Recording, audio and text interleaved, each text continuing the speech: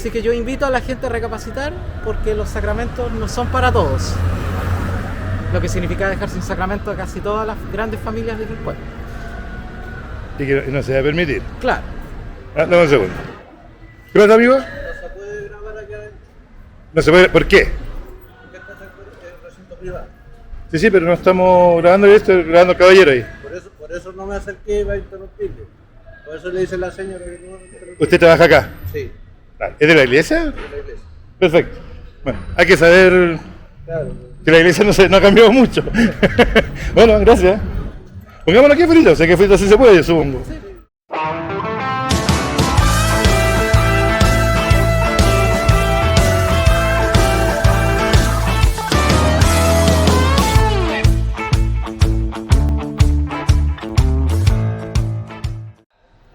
Hola, ¿qué tal? ¿Cómo están? Estoy en la ciudad de Quilpué, en la provincia de Marga Marga, la quinta región de Chile. Y me voy a juntar con el profe Ricardo, un historiador, que me va a contar una historia sobre quién era o quién fue el fundador de Villa Alemana. ¿Por qué me junto en Quilpué con él? No tengo idea. Vamos a saber ahora. ¿Cómo está, Hola, ¿qué profe? tal, Rodrigo? Ricardo, ¿por qué estamos en Quilpué? Cuéntame, porque vamos a hablar de Juglar Amandi, que es el fundador de Villa Alemana. Y entre paréntesis, no hay ni una calle con el nombre de él. ¿Y en Quilpué, por qué? Porque de partida Joglar Amandi nunca vivió en Villa Alemana.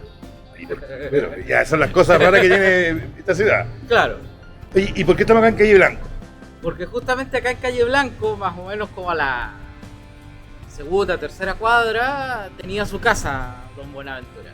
Vecino de Quilpué, que era como la ciudad. Él era español, ¿no? Español. Había llegado a Quilpué a mediados del siglo XIX, más o menos.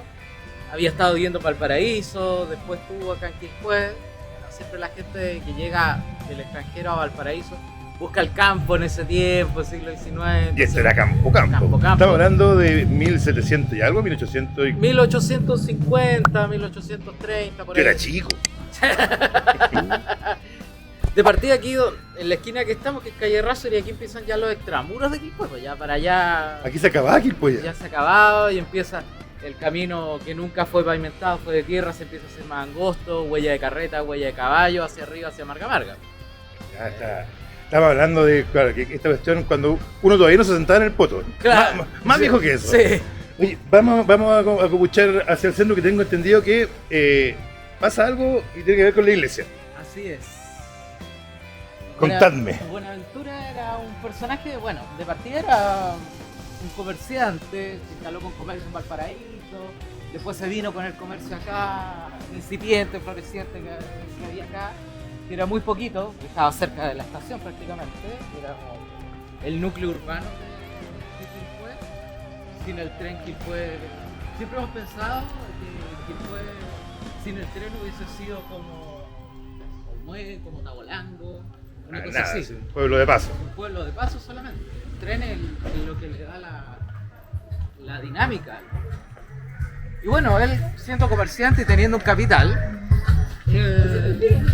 se armó bien acá y tuvo la oportunidad de entrometerse con estos vecinos que eran más acaudalados, aristocráticos de la zona, especialmente los Valencia, los Araya, los Fuentes. Los Valencia son los que fundaron Quilpué, ¿no? Claro, Ya. la familia Valencia que vivía prácticamente donde está la casa central o la casa patronal, estaba frente a la iglesia, que ahí vivía doña Petronila Valencia. Petronila, qué nombre más lindo. Esa mujer es como prácticamente, bueno, ya merece todo un capítulo completo. Vamos a hablar de ella en otro día, sí. Ella es como la quintrala local, una mujer de peso y es la mujer que realmente fundó Quilpué, así que Quilpué es una fundación femenina.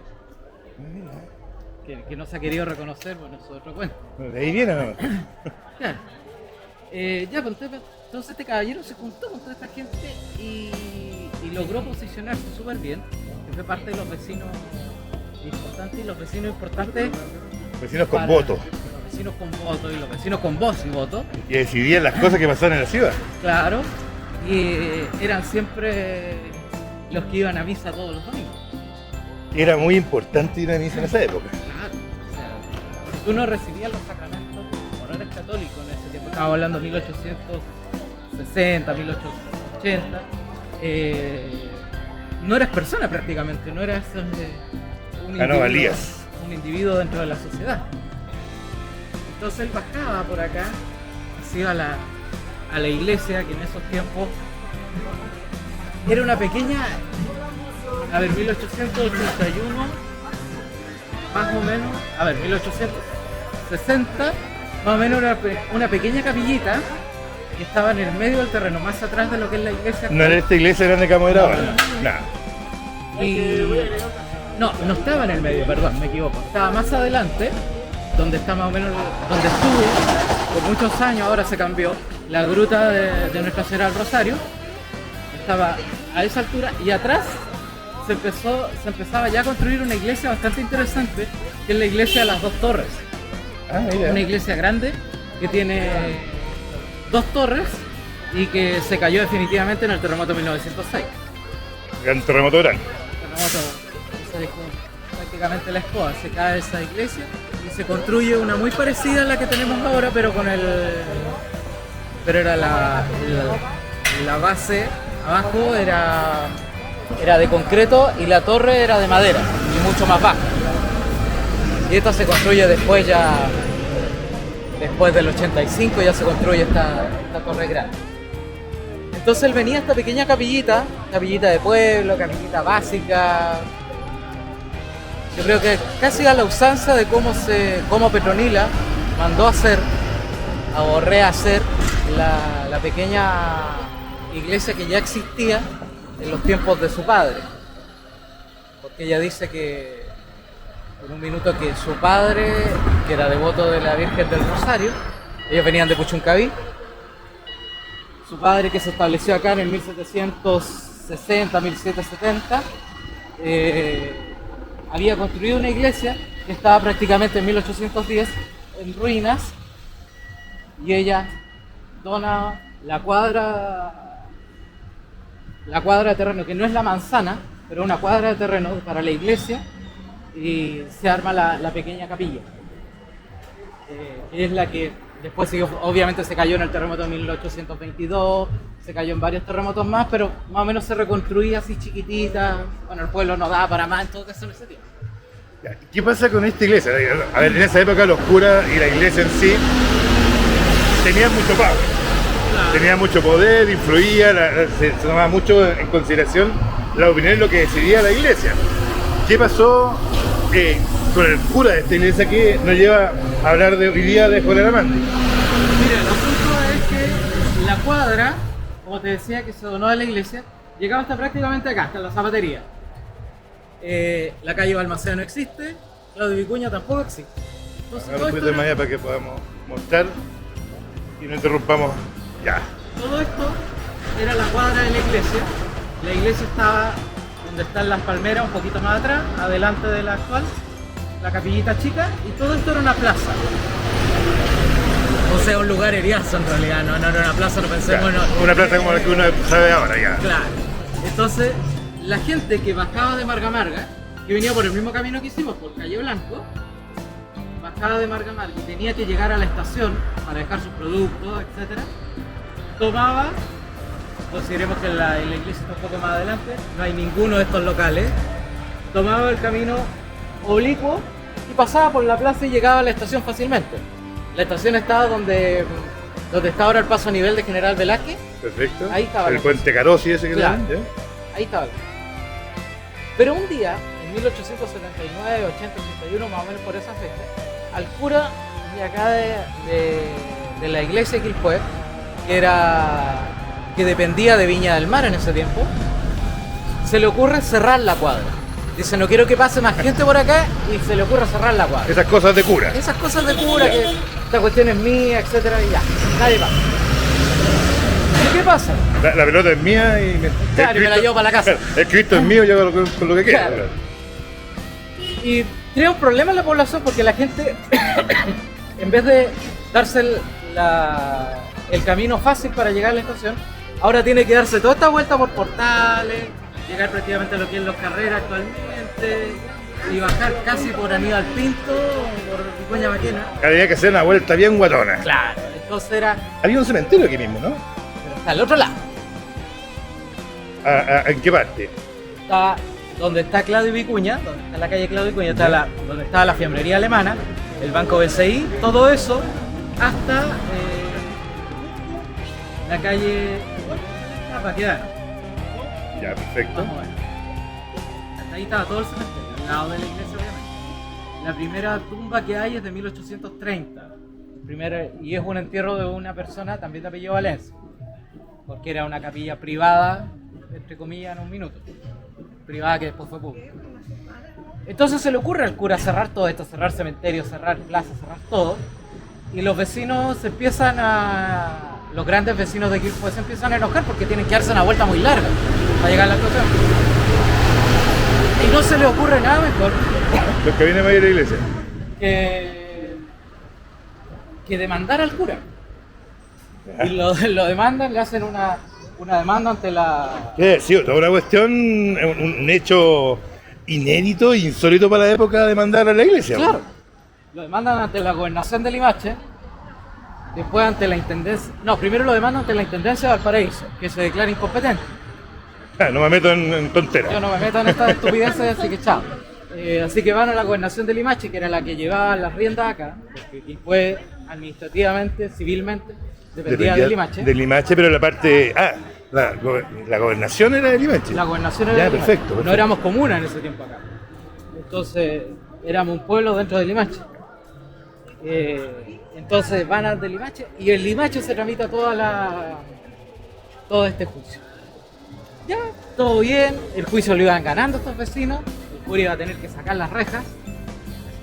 A todo esto, esta es la... Rejas como esta que pusieron ahora, pero estas son por otro motivo, que la gente no venga a dormir acá, no venga a robar. Eran los mismos motivos que puso el cura en ese tiempo. Lo que pasa es que en ese tiempo eran rejas de palo nomás. Claro. No eran así. Pero... Pongámonos por allá a la sombrita, conversemos, porque podremos entrar a la iglesia, ¿cierto? No se cae. Ya, pues, entonces, Vamos a ir a la sombrita y conversemos. reclaman de la demanda que le hacen y ¿cómo se llama? Se hace todo este proceso en la gobernación de Limache. Cuando se hace en la gobernación de Limache, todos los vecinos empiezan a ganar este juicio. Y en un minuto, el padre se ve pillado y en una misa de domingo le dice a todos los feligreses que estaban todos ahí, que eran la mayoría de los que habían demandado, les dice, miren, después del sermón, hay un juicio en la iglesia, etcétera, estamos muy mal y vamos a perder gran parte de lo que hemos hecho. Así que yo invito a la gente a recapacitar porque los sacramentos no son para todos. Lo que significa dejar sin sacramento a casi todas las grandes familias del pueblo. Y que no se va a permitir. Claro. Dame un segundo. ¿Qué pasa, amigo? No se puede. ¿Por qué? Sí, pero no estamos grabando esto, grabando el caballero ahí. Por eso no me acerqué para interrumpirle. Por eso le dice la señora. ¿Usted trabaja acá? Sí, ¿Es de la iglesia? Perfecto. Bueno, hay que saber claro. que la iglesia no ha cambiado mucho. Bueno, gracias. Pongámoslo aquí frito, sé que frito sí se puede, supongo. En todo caso, dígale al padre Jorge que de la iglesia, me conoce. Sí, pero dígale igual, que nosotros hablamos típicamente con él. Sí, pero bueno, está bien. Pero no es malo que pasen este tipo de cosas, porque la vida es así. La iglesia iba perdiendo el juicio y el cura en una misa de día domingo, donde están todos los vecinos, ahí está Buenaventura Joglar también recibiendo los sacramentos, les dice, bueno, la iglesia está perdiendo, tenemos un juicio, vamos a tener que sacar estas lindas rejas que pusimos, que nos costó tanto esfuerzo, etc. Y como ustedes saben, esto es un recinto privado, que no ha cambiado mucho, y entonces tenemos que decirle a toda esta gente que los sacramentos no son para todos y O que... sea, si siguen con el juicio, ustedes se van a quedar sin iglesia. Claro. ¿Qué terminó eso? Que el 99% de las personas desistiera de la demanda, salvo uno, que era Buenaventura Joglar, que siguió con la demanda. Y Buenaventura Joglar, ganó la demanda, pero se quedó sin los sacramentos. O sea, no pudo ser parte, no pudo comulgar en la iglesia y fue tomado como el rebelde. el español rebelde. Y seguramente lo criticaban en las misas. Lo criticaban en las misas, están los documentos oficiales que están en la parroquia. Que así como muere el Roto Quesada, una cosa así. Decían una cosa así. Una cosa así. Ya. Una cosa así, será el español revolucionario, el español hereje. Está escrito. Nosotros cuando hicimos la historia de la iglesia, que la hicimos con el padre Da Fonseca y luego trabajamos con el padre Jorge Actual, vimos los registros. Reflotó esa historia. Reflotó esa historia del tema de cómo se trataba Buenaventura. Bueno, entonces Buenaventura desde 1881 que termina el juicio y que el juicio al final se gana y la iglesia tiene que abrir la plaza porque se declara como plaza pública. Buenaventura queda excomulgado prácticamente, no puede recibir los sacramentos.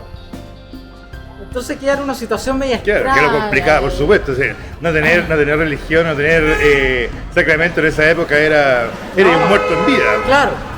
Se te quitaba la posibilidad de entrar al cielo. Claro, de partida, y eso era muy importante. Entonces la iglesia, Buenaventura se aprovechó de una cosa que tenía que ver con la iglesia, y que era que esta iglesia tuvo que cerrar su cementerio que estaba al costado, donde está el BCI, estaba la fiambrería alemana. ¿Por qué se tuvo que cerrar? Porque también, de nuevo, los vecinos importantes de Quilpué, cuando se bajaban del ferrocarril, el ferrocarril le subió el pelo, decía, no, el ferrocarril es el motor de la civilización y todo el tema. Llegó el progreso. Llegó el progreso, ahora somos ciudad, metrópolis prácticamente de primer mundo. Ellos se bajaban y lo primero que veían era el cementerio.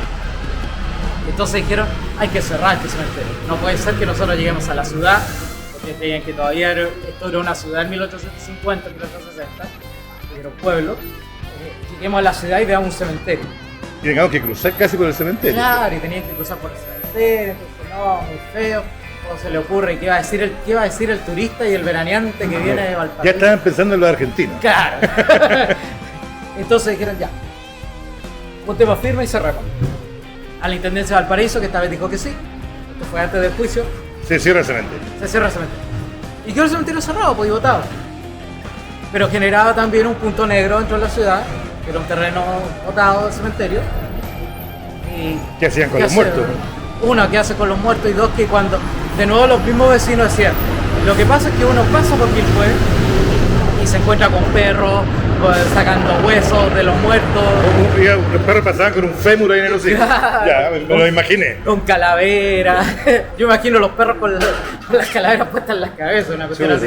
Y no era bonito de ver. No era bonito. Y la gente del Falte, decían, tal cual, la gente del Falte se hacía maltrato en el cementerio.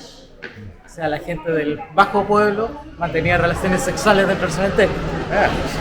O sea, como ahora. Claro. Pero eso era horrible para ellos. Entonces al final el cementerio hay que sacarlo. Lo sacan y no hay dónde dejar los muertos, porque eso no es un cementerio católico, es un cementerio bendito. Entonces los únicos cementerios cercanos son Recreo, el nuevo cementerio de Recreo en Viña, y el cementerio de Limache.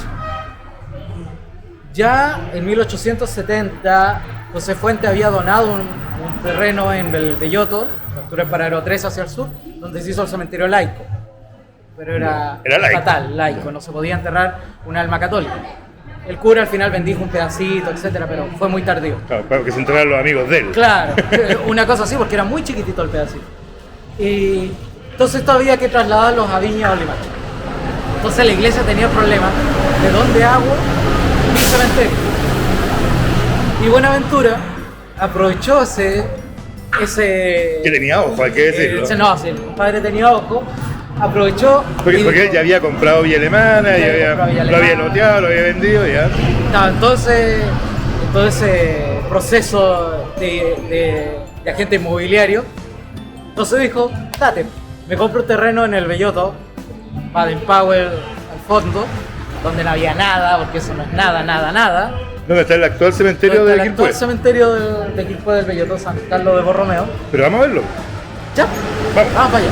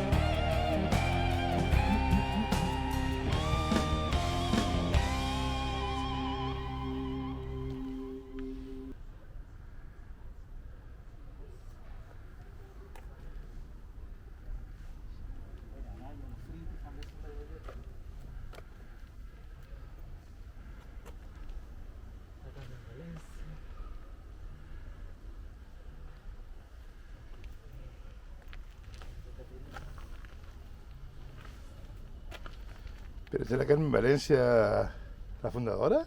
No. Ah, no, no. Cartoni, mira. Aquí salieron. Salieron y todavía no vuelven.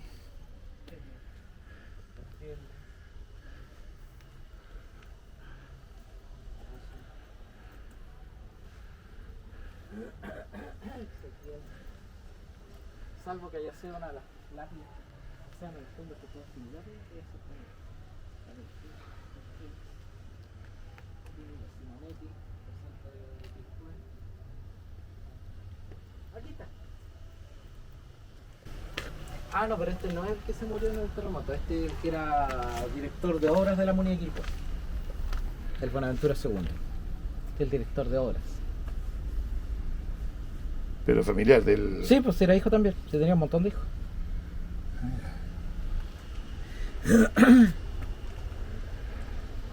Ya, busquemos un lugar con un poquito más de sombra, debajo ese árbol embrujado y continuamos el relato.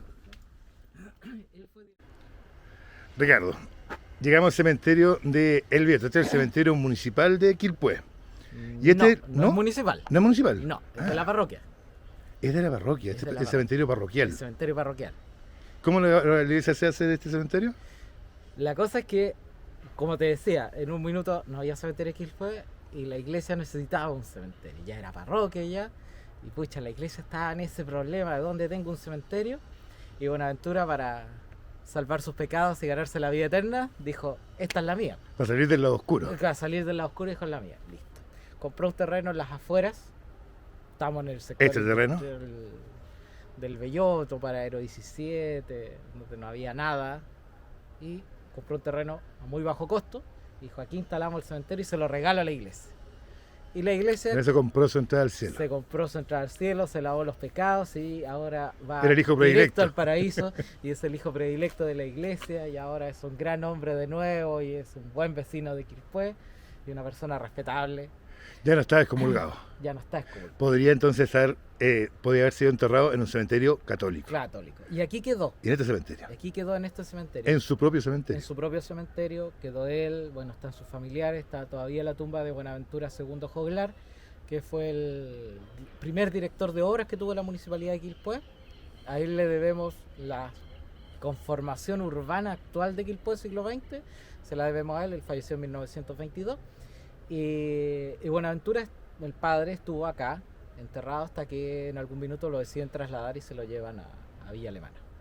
O sea, él estuvo acá en su cementerio, en la ciudad donde vivió toda su vida. Claro. Él fundó Villa Alemana, donde nunca vivió, Claro. donde no hay calles con su nombre, hay una bomba de bomberos con su nombre, hay un colegio con su nombre, y ahora sabemos que trasladan su resto a un cementerio particular, claro. un cementerio parque, de estos de cadena, y ahí se llevan para inaugurar este cementerio prácticamente de Villa Alemana, se llevan al fundador de Villa Alemana. Claro, y por eso queda allá, pero en realidad siempre, yo creo que su idea era quedar acá, porque aquí vivió, aquí hizo las cosas buenas, las cosas malas, según como uno lo mire, hizo de todo acá y era como su ciudad, pues, entonces...